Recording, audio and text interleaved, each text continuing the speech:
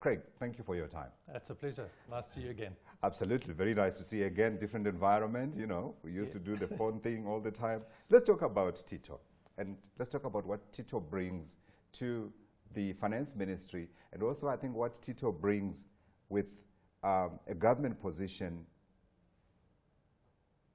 This is the fact that we know that he is a big wig at the ANC. I think he ticks all of the boxes. Big wig at the ANC. Yes. He knows the political environment, so he knows the party. He knows the politics of the whole game. But then, more importantly, he knows the actual job, the nuts and bolts of what he actually has to do. Right. So sometimes we see ministers, and I don't even CEOs of businesses can go from that business to that. It doesn't really matter what you're doing underneath. So you could be the Minister of Foreign Affairs or the Minister of Water and Sanitation or whatever, but you're just doing a managerial role. Right. But in this position, I think you need to understand the nuts and bolts. You're a policy maker, and you have to know the implications of your policies. Absolutely. And I think being in the public eye, as he was, you know, guarding the custodian of the Reserve Bank, yes. He's been that. He's you know, had that engagement with offshore investors, talking to the markets. He understands all of these things, and that's quite critical, I think. So it's not someone that's coming in cold, that doesn't understand how the markets react to any statement that he might say, any word that he might say. Any little adjective can swing the markets one way or another. I like the fact that you refer to his words, because you remember him, of course, in the days of the Reserve Bank when he was doing the OMO operations, open mouth operations, he used to call them, and they worked very effectively indeed. I wanted to talk a little bit about the man he's replacing. Would you go so far as to suggest that he's an addition to Nene? Nene, as good as he was.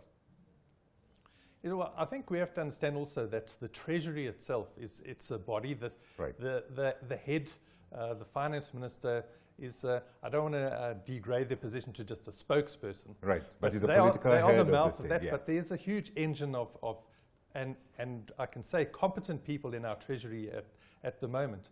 So you need that whole engine to be working correctly, with a good guidance from the top, and direction, and then well represented to the public about what those workings and the outcome of that whole financial process is. So you need someone with all of that, and I think that's what we get in Mr. Mboweni.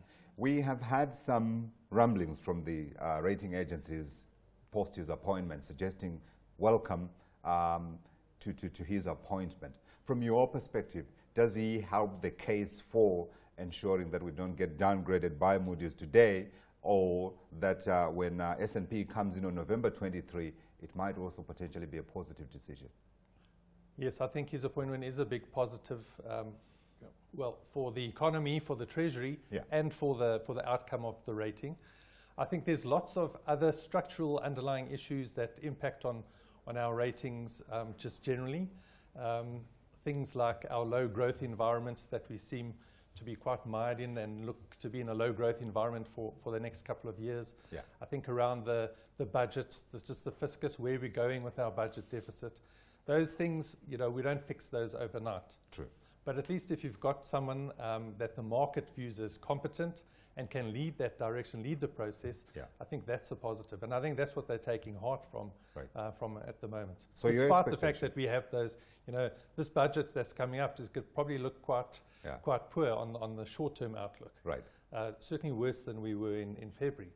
And that's typically a no-no for a ratings agency. Absolutely. They're bandying about words like fiscal consolidation. Yes. So we have to, you know, keep going in the right direction. And if this is a step back, that would generally be a negative. But I think, as Tito Mboweni, probably a positive, and maybe help us overlook where we're going with the budget. So what is your expectation today when Moody's, hopefully they don't change their minds and publish their view on South Africa's foreign currency debt today? I think it's going to be steady as she goes, status quo. I don't think they're going to change the rating. I don't think they're going to change the outlook, although if there's any little room for something to change, it might be the outlook. But I still don't think that would change, given that if you move us from stable to, you know, to negative, then that is putting on the slippery slope to a downgrade. Absolutely. And I think they're taking a longer-term view there. They have, in the past few weeks, they've had two kind of announcements or public utterances. The one was that we're probably not going to make the budget deficit this year. We're going to overshoot. Right. But in the 3-year framework, we're probably still likely that we can make that 3rd year. Sure. So they're taking a longer-term view. Yeah. And I think the other pronouncement was that they're very unlikely to see any change to the rating. They've said it for the next 8 months or so.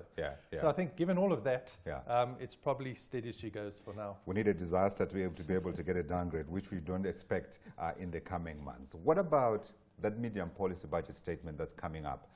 What are you expecting out of it? And do you see it perhaps laying the kind of pathway that would be important in persuading, one, the rating agencies that this country now, certainly the trajectory is in the right direction and it will be maintained post the elections? Yes, that's important for Moody's, but just as important for those other 2 ratings agencies that have downgraded us, do have us as sub-investment grade already. And fiscal consolidation, getting the fiscus right is one big part of the rating story. We saw in the last medium-term budget policy statement, we took 3 massive steps backwards. All of the budget deficits for the next 3 years deteriorated quite strongly to, I think they just put them all at 3.6%. Right. In February, we tweaked that a little bit, but it wasn't much better. And now I think with this medium-term budget policy statement, we're going to see that maybe this year is worse than expected. We also get the what I call the 4th year, or the first view of the next year in the 3-year framework. Yeah. So that may give us an opportunity to see that things can improve over the next 3 years. Right. They want to see that improving trend. Yeah. The rest of the detail, that's the convincing part. How we reprioritize the spending, what we do to boost the revenue, those kind of things that can add credence to those budget deficit numbers. And the other expectation, of course, is that there needs to be continued stability within that finance portfolio. So my question that I've been putting to everyone, which I put to you, is do you expect that Tito will be here post-2019, assuming the ANC does win the elections? Well, I guess if Cyril's still there, then Tito will still be there. If my money is there, however. Yeah. No, I think so. I think just for the credibility of the country and for the rating, I think if we see another change, then I think we've used up all of our chances and our opportunities. Absolutely. So Tito has got a job probably for the next 3 years. Let's see how that turns out. Craig, thank you for coming in today. Thanks a lot, Godfrey. That's Craig Pheiffer. He's Chief Investment Strategist at Absa.